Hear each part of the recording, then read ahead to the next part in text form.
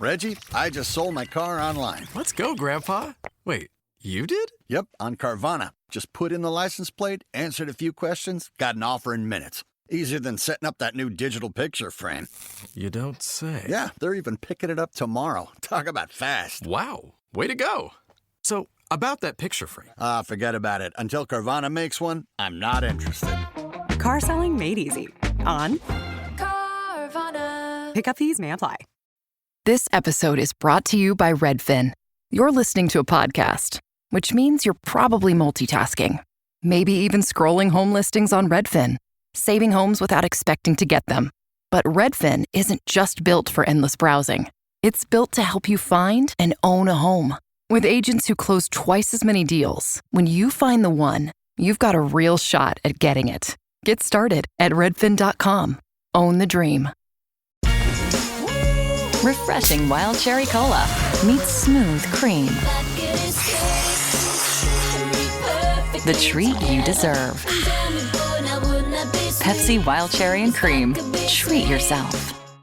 Carly, what's your go-to self-care routine? And is it matching green sweatshirts and face masks?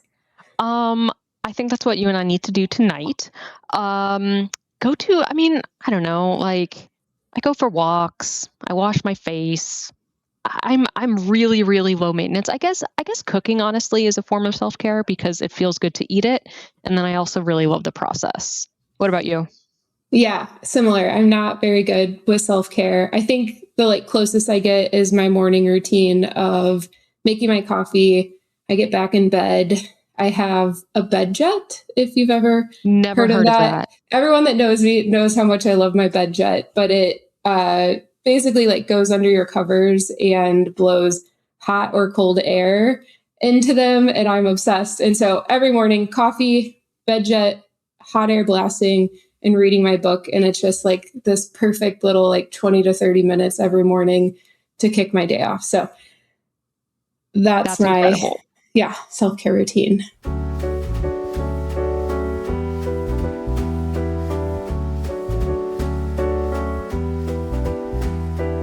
Welcome, everybody, back to Track Your Knives. We are going over episode 3 today, and we're just really happy to be able to get into the weeds of all the power rankings. And I've been thinking that maybe they're more like power predictions because it's all a little bit lagged, right? The way people rank this week is based on the episode we just saw. So, we're playing around with data and we're really happy to have you. Per usual, you can listen to the normal recap podcast with Tom and Sarah.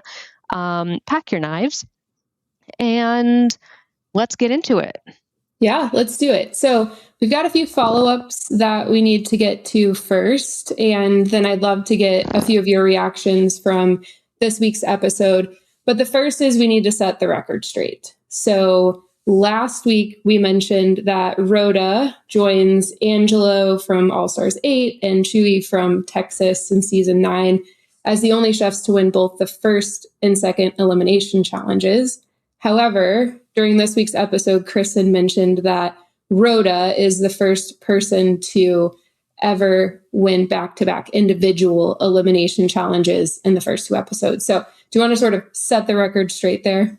Yeah. I mean, the quickness with which I texted you and Tom being like, what the hell? Because I always assume it's something I did wrong. And then Tom was like, Carly, she said individual. I was like, breathing. Yeah. So she is the first. We're going to talk about another first later on. But it was the analysis I did, and you can also find it on the Pack Your Knives Instagram, looking at the number of chefs, and actually packyourknives.com, come to think of it, the number of chefs that have won 2 elimination challenges in a row.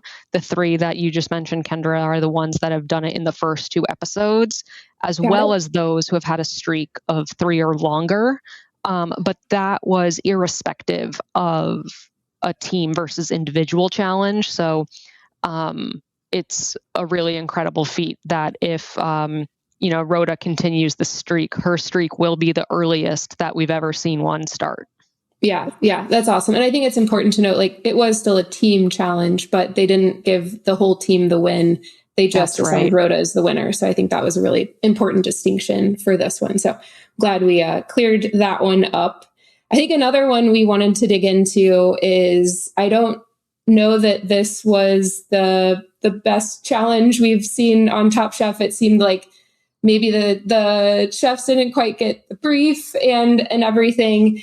And so I'm curious, just from the data that you've tracked, have we ever seen like over half the cast in the bottom? Like, I was shocked when he said we want to see everybody Everyone. else. Like, I just started laughing because also I was thinking about, oh gosh, how are we going to score this?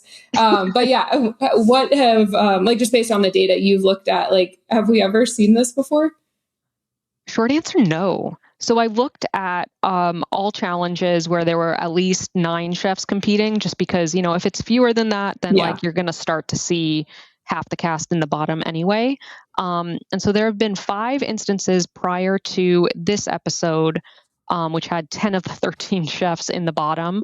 And those 5 instances had more than 50% of chefs in the bottom, but those were all team challenges. And so this was not only the only individual challenge where they had this many chefs, but looking across any of these, like where there's been 4 or more chefs, this is the episode where the elimination challenge has the largest percent of chefs that are, quote unquote, in the bottom.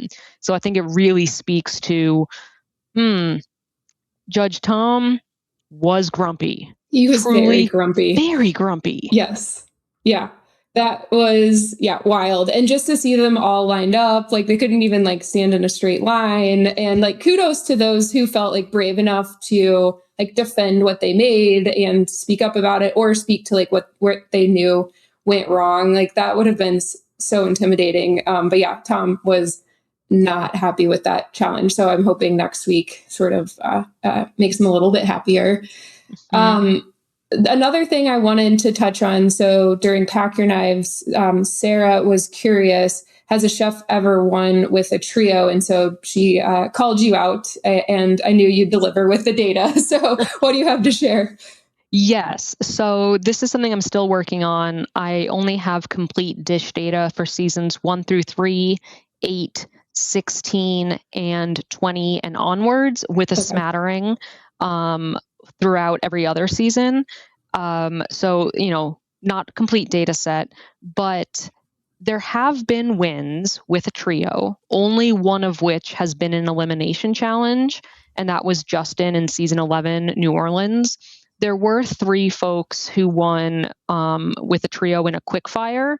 Marcel in season 2 and Brian Malarkey and Joey in season 3. I'm like, I want the data because I feel like trios have gone out of style a little bit. And so we're kind of missing those early days where there could be more trios. A lot more. There were 28 that I saw in the seasons of data that I have. And of those, in the upper 60s, like 67, 68% of them were in the bottom or were eliminated. So trios do not have a good track record on Top Chef. Yeah, that is not a good track record. I did remember earlier this season, I think Anthony did a trio of sweet potatoes that did land him in the top, but not the win. So it's interesting to see that maybe the trio trend will make its way back, but probably not. And so I think just talking a bit more about some of the parts of the episode we like, obviously the sweatshirts and face masks, like that was probably both of our favorite moment from the episode with Oscar, Rhoda, Seeger, and Brittany. Just like, I love when they're in the loft together and having fun and getting to see a little bit more of their personalities. And I forget what they were calling themselves, the green sweatshirt gang, or I saw Oscar posted on Instagram a video or a picture of the 4 of them with some funny music. So anyway, love seeing that. And I hopefully as the season goes on, we get to see more of those little bits and pieces about each of them. What did you think? I loved it. And for those of you who aren't on YouTube, Kendra and I are wearing our own green sweatshirts in solidarity. Yes. I love seeing that human side and that connection. I know that people are, quote, not here to make friends, but honestly, it feels like that's a huge benefit to this competition. And so I love seeing that so much. I agree. And Sarah made such a great point, like having a group that you trust and that you're really solid with is like, you've got people that you can go to help taste your food and you can trust them and getting their feedback. And so I think that's like such a great point of why this is important. And I love matching outfits for people. My friends and I used to do an event in February where we'd crawl through breweries and we called it February, and we'd get matching sweatshirts and all run around to these breweries. And like, I just love matching sweatshirts. So that was a nice little piece of my heart there. Oh.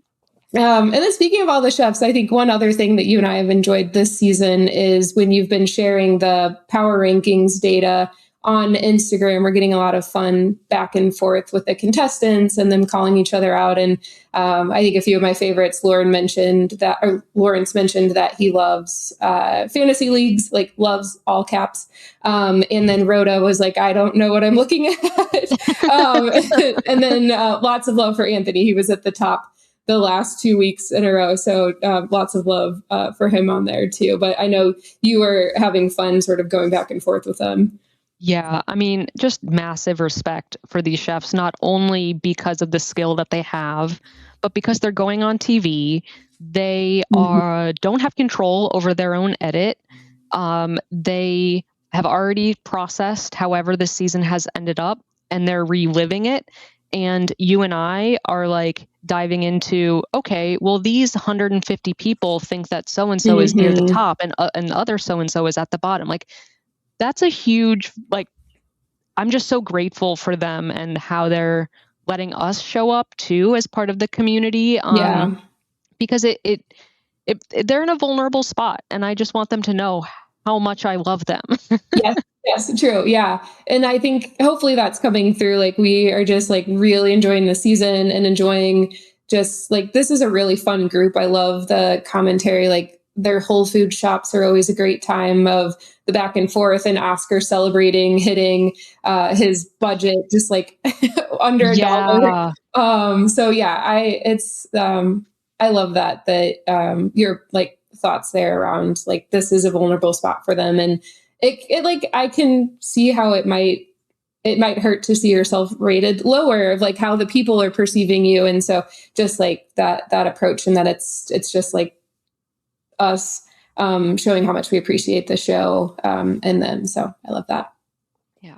All right. Any other things from the episode you wanted to call out before we start diving into the power rankings?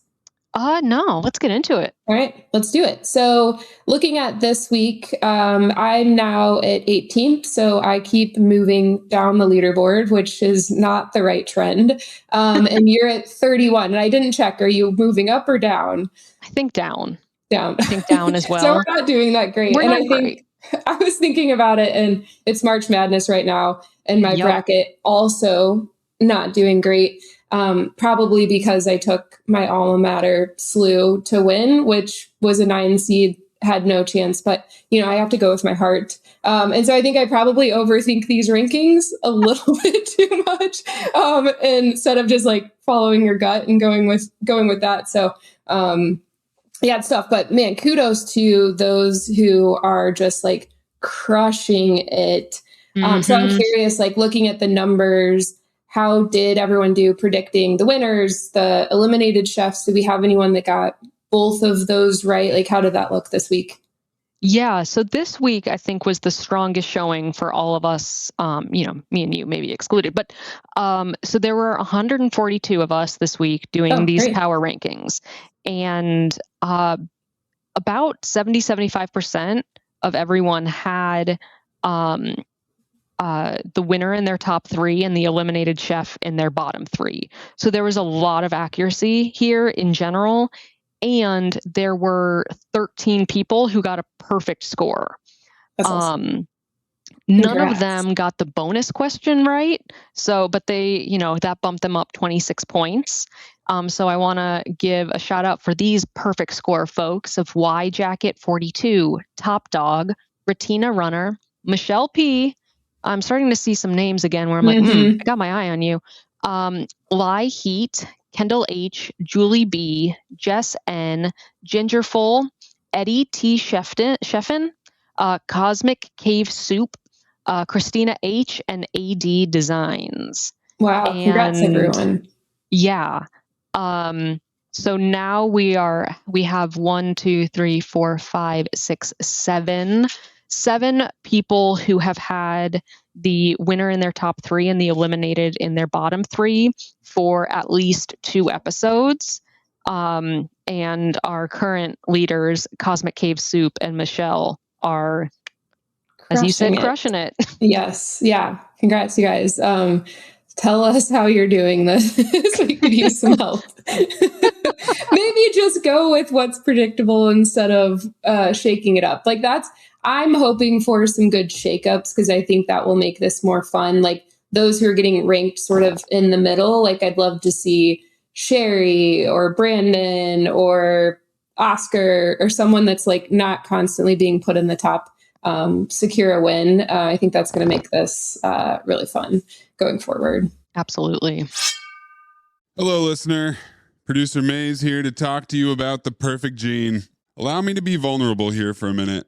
As you may or may not know, I've got a lot of childhood trauma, and it almost entirely centers around buying pants. As a lifelong sufferer of tall man syndrome, I've never been able to find a pair of pants that fit in the store. I had to go to those special freak stores, places with more X's than an adult video store. It was a nightmare. But now, the perfect gene has entered my life. They've got 6 fits, a size range from 26 to 50-inch waists, and lengths up to 38, giving you 5,000 plus ways to find your perfect match. So it's not just for my fellow sufferers of TMS, that's tall man syndrome, but thick thigh kings can find their perfect jeans as well. And for a limited time, our listeners get 15% off their first order plus free shipping at theperfectgene.nyc, or just Google The Perfect Gene and use code DINGS15 for 15% off. That's 15% off for new customers at theperfectgene.nyc with promo code DINGS15. After you purchase, they'll ask you where you heard about them. Please support our show and tell them we sent you. Fuck your khakis and get the perfect gene. This episode is brought to you by Peloton. Break through the busiest time of year with the brand new Peloton Cross Training Tread Plus. Powered by Peloton IQ. With real-time guidance and endless ways to move, you can personalize your workouts and train with confidence, helping you reach your goals in less time. Let yourself run, lift, sculpt, push, and go. Explore the new Peloton Cross Training Tread Plus at onepeloton.com. Spring starts at the Home Depot, and we are bringing the heat to your backyard this season.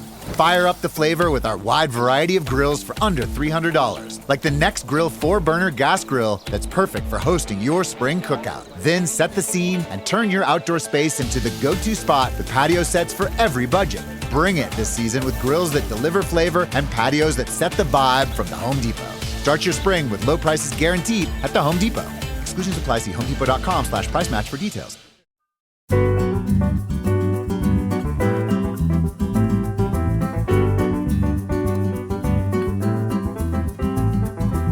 Lawrence won this week. How many users expected him to win the challenge? And did was it pretty predictable, or how did that land this week? Yeah, I mean, so Lawrence was number 2 in the rankings. Okay. Rhoda topped him. Everyone loves her, rightfully so. But Lawrence had the most people putting him as most likely to win at 43. So people could sort of sense the momentum from episode 2, did their rankings, and then he did win in episode 3. It's really interesting because we're really starting to see these clumps of chefs where there are those where people are choosing them to win and no one's choosing them to be eliminated. And then likewise, people are being chosen as most likely to be eliminated, but not being chosen to win. And so, like I said, that there was a lot of people who had, Nana in their bottom 3 and Lawrence in their top 3. So, we really did see that bifurcation of points. But yeah, I want to also say that, 35 people selected Rhoda as most likely to be the winner. And Nana was 47 people out of the 142 had her as most likely to be eliminated, followed by Brittany at 34. Okay. Yeah. So both of those, it's about over 50% thought either one of those two would be the winner or one of those two would be eliminated. Mm-hmm. Yeah. That makes sense. I was also looking at, I love your Tableau dashboards. I don't know if you share those publicly, but I love looking at those. And so I was looking like who's sort of made the biggest rise and maybe who's held steady. I know it kind of, I'm not a stats person, so you can probably correct me on this, but like as we go, the numbers shrink. So the averages are going to be a little bit different looking like week to week. But I think where we're at right now with the number of chefs, that's probably fine. But Lawrence and Rhoda both started at 8 and 9 respectively. And they have gone down to being in like the 3 range. And because they're about even there. So I think those two have sort of started really middle and made a big impact. But then you've got Anthony and Brandon who have just been really steady. Like they've kept it, Anthony, the 3 to 4, Brandon, the 4 to 5. So it'll be interesting to see where like the 4 of them start to kind of start to shake out week over week. Cause really it could be anyone that wins, but those 4 have been doing really well. And so, yeah, it'll be interesting to kind of see how that looks and how the rankings change over time. I like looking at it that way. Yeah. And I'll think about how to if I'll put it on public for people to play around with these dashboards. I've got so many. Love that. Very on brand for me. I mean, it's interesting because of those top folks that you've mentioned, I'd also include Oscar, Dwen, and then I think, like no one chose them to be eliminated. Interestingly, one person chose Anthony to be eliminated. I think that's to your point about like a potential upset. Mm-hmm. I'm really sort of seeing this middle bunch of, honestly, like in terms of the numbers of people choosing them to be the winner or most likely to be eliminated, Brandon, Sherry, Jonathan, and Seeger, they're all sort of like low-level numbers or zeros in one of those 2 categories, most likely to be eliminated or most likely to win. Mm-hmm. And so those folks are, I'm just really curious what their trajectory is going to be. Something that I'll do later this season is I have this stat that I call NPT plus, which is the Top Chef equivalent of the baseball OPS plus. And so it combines their their sort of ability to not be in the bottom with their ability to be in the top or win. And then it standardizes it across all seasons of Top Chef to say, given all of this, how do they fall? Yeah. And and so I think what I like about that is that it can tell us like when people go home, were they doing really well considering, are we losing a front runner? I think these power rankings are another fun way to do that. But I think that'll be something that I look later on to see, the power rankings of these chefs in the middle, like how, like they actually are fairly strong, right? Yeah. Yeah. And they're doing well because we're really just looking at with the power rankings, the elimination challenge. We're not looking at the quick fires. And so adding that in, like they may be crushing the quick fires, getting lots of wins or tops there, but not quite breaking through on the elimination, but doing well otherwise. And so, I think that will be interesting to look at as we go on of that. I think too, we had looked at, there's only a few chefs that haven't been in the bottom yet now that the entire cast was in the bottom this past episode. And I think that was just the three at the top, right? It's Lawrence, Anthony, and Brandon. I'm going to get their names down eventually. But Brandon have never been in the bottom, and those are the only three now, essentially, given this last episode. Yeah. It's been that was weird having everyone in the bottom. But like we said, that was a first for Top Chef, having 10 out of 13 in the bottom. Yeah, I mean, for the folks that are like in the middle, excluding this elimination, like Sherry, Seeger, even Oscar, Jennifer, John, like there just haven't been like that many in the bottom. Or I guess Justin was in the bottom for last episode too, Elimination Challenge. Yeah, it's really interesting to sort of see how it shakes out. Yeah, agree. And I was tracking too, like those who've never been on the top either. And my view only shows me 4 of the 5. So I forget who the 5th is, but Brittany, Justin, Seeger, Sherry, and one other have never been the top of quickfire or an elimination either. So we've got a lot that haven't kind of reached that upper level yet too. Well, this week was pretty predictable, so not too much to dig into from the power ranking side outside of what we shared. And we're starting to see kind of that core top, that core bottom, and then those in the middle. So I am really hoping for a shakeup this next episode to create a little bit more fun here. But looking forward to next week. I don't know if you watched the promo yet, but Tristan is back, which I'm very excited for. Yes. And I love that him and Anthony, looks like they have worked together when he was with Marcus Samuelson. And so will be interesting to see if that like rattles him a little bit or if it gives him energy, like cooking for someone he's worked with for a long time. We'll kind of see, but yeah, I'm excited to have him back. I would love to do a Top Chef family tree of who has worked under whom. Because then I think you can also pull in the Top Chef masters, right? Marcus being one of them.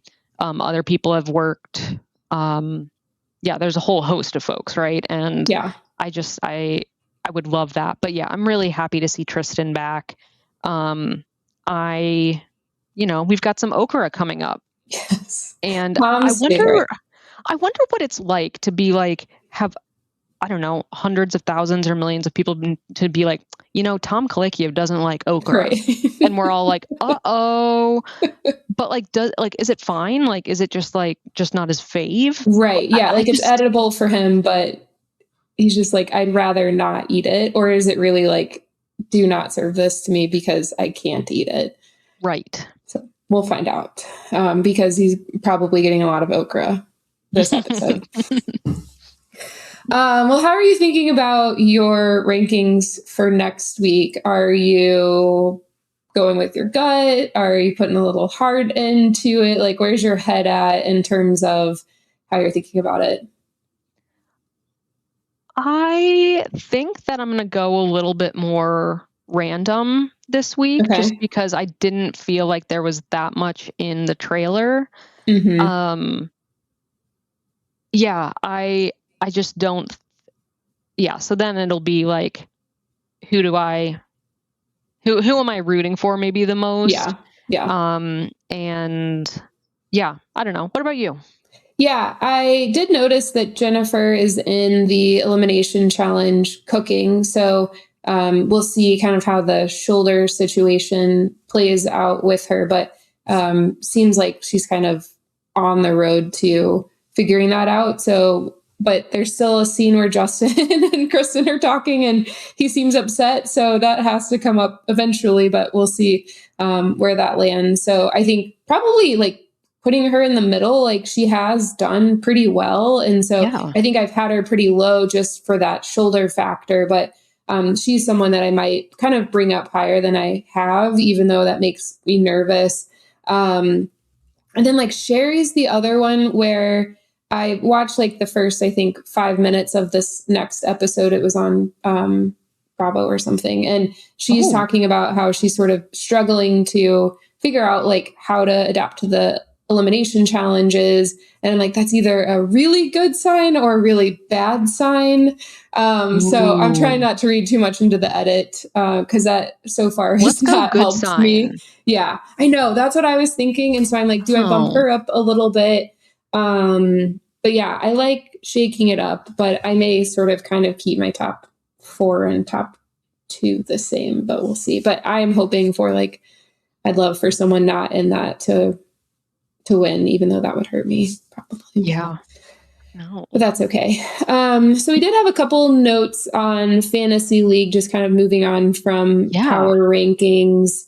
One thing to note is we gave everyone a -3 who was called to the bottom. There wasn't like clearly a bottom 3 there or a bottom number. So all 10 got a -3. So sorry for those of you who had drafted those chefs, but at least it's even across everyone. So it wasn't like only a few people got hit. Everybody got the same hit. So that's not bad. What are you seeing in the Pack Your Knives leagues that's interesting? Yeah. So once again, I've got my standardized score because although a lot of the Pack Your Knives teams are drafting 5 chefs, there's only, I think, 2 that are drafting 2 chefs. But in any case, we can look at sort of a standardized score for each team. And right now, across the Pack Your Knives teams, the Team Sarah and Team Tom as well, it's Pack Your Knives 4 league, both Risotto Curse and Team 4, which are beating everyone, followed by M Croissant in Pack Your Knives 10 in 3rd. I think that Team 4 actually got updated last night. Someone was like, you miss us. Anyway, so that might change, but congrats to Risotto Curse. Yeah, awesome. Also great name. And something else that I wanted to look at was of the teams that have 7 chefs, which is where Sarah and Tom's leagues are, comparing them. So there are 28 teams with 7 chefs each, Tom and Sarah included. So looking at those, Sarah's team is actually just 1 point behind Team Ring Mold on My Plate in League Our Dear Friends. And they're like 10 points ahead of everyone else who have teams with 7 chefs. So congrats to Ring Mold on My Plate and of course Sarah. And then Tom is at the bottom with with sort of the other person from Our Dear Friends League, Team Gail's White Ankle Boots. Love that. So womp womp. Some great team names in these. It's like the better your team name, never mind. I was going to say the better you do. And then I'm like, wait a minute. Sorry, Gail's White Ankle Boots. Yeah, those are good. Yeah. And then you and I, like, there are a lot of teams where there are just 2 chefs per team. And that's my league and work league and your friend league. And we're really far behind. Yeah. And so I wanted to call out in, there's a tie right now for most points for the fantasy league teams that have 2 chefs, which is Team 5 within the Top Bramer League and Nora's teams in the Sounders of the Sauté League. So yeah, it's really fun to look at, and I've been enjoying it. I hope all of you are enjoying it too with your leagues. I'm at 12 points. Kendra, you're at 13. Yep. So, you're still beating me. Yep, just by 1 point. I am curious. So the ones with 39, did they draft episode 1 or episode 2? Because I know we didn't draft until episode 2, so we didn't start scoring until then. Are they, if you don't have it pulled up, that's okay. I don't, but actually that's a very interesting point where like so I'm just looking at my work league. I know we didn't draft until after episode 1, but I did actually give everyone points in episode 1. Like I'm seeing points there. So I guess everyone got backfilled points for that. Okay. Got it. I was just curious. And then I think when we look at the leaderboard right now, Lawrence just overtook Rhoda, but by 1 point. So being in that big bottom this time hurt her a little bit. So, but yeah, it's fun to see the chef scores as well, and where they're each landing like week over week. And if you go to find topchef.com, on the fantasy league tab, there is a view where you can see like week over week points for each chef. And then you can see a breakdown of how many elimination challenges they've won, how many quick fires, where they've been on top and bottom. So that's kind of a fun graph to look at if you're into that and kind of curious where everyone's at too. But with that, anything else, Carly, you wanted to touch on? Otherwise, I'll close this out. Close us on out, Kendra. All right. Look at us on time today. We've been having so much fun with the rankings the last few episodes. We went a little long, but we're just glad that you all are here and listening in. But just a quick reminder, make sure you submit your rankings on find-topchef.com. I also send out email reminders. If you haven't joined, you can still join. You'll be behind, but you can still have fun doing the rankings each week and seeing how you do. So make sure you get those in 5 minutes before the episode airs. So you've got plenty of time to get those in. This week, staying on theme, the bonus question is, how many times will Tom or the chefs mention how much Tom hates okra? So that one should be fun to keep track of. And then make sure you check out all of the great content on packyourknives.com, including Tom and Sarah's episode recaps. They do an amazing job actually going through like every challenge, all of the food, talking about the food. So make sure you don't miss their episodes. Carly, do you want to sign us off? Yeah. It's been really great. And with that, this has been Track Your Knives.